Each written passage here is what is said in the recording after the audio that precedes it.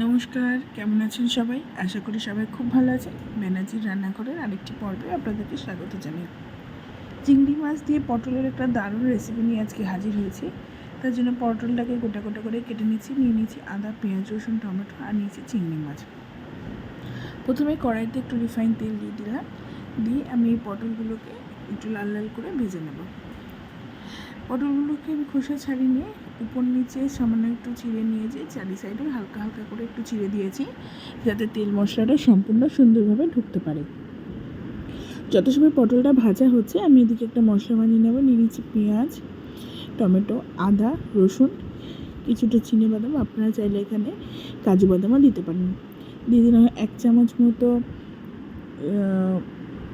চালমগজ, দিয়ে দিচ্ছি 1 চামচ মতো জিরে, গোটা জিরে। সমস্তগুলোকে ভালো করে আমি বেটে নেব। পটলগুলোকে ভেজে নিলাম।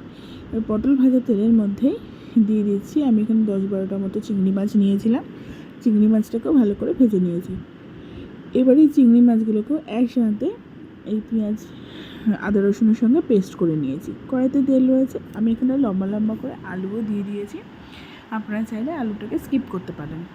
আলুগুলোকেও লাল লাল করে আমি ভেজে নিয়েছি। ভেজে এবার তুলে নিলাম। এবার ফোড়নে দিয়ে দিলাম তেলের মধ্যে গোটা গরম মশলা, তেজপাতা দিয়ে যে মশলাটা বেটে রেখেছিলাম সেটা এবার দিয়ে দেবো। ফোড়নে একটু গোটা জিরেও দিয়েছি। দিয়ে এবার মশলাটাকে দিয়ে খুব ভালো করে মশলাটাকে আমি কষিয়ে নেব।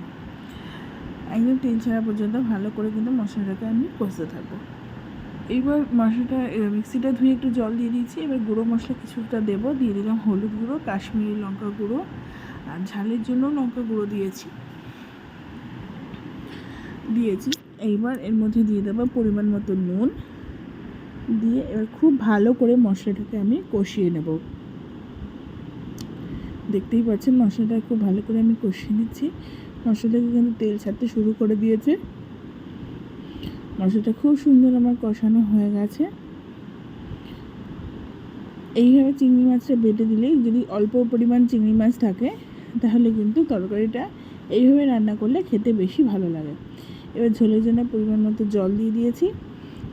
এবার জলটা ফুটতে থাকুক। আর দিয়ে দিলাম এখানে 1 কাপ মতো দুধ। আপনারা যদি দুধটা না দিতে চান তাহলে নাও ইউজ করতে পারেন।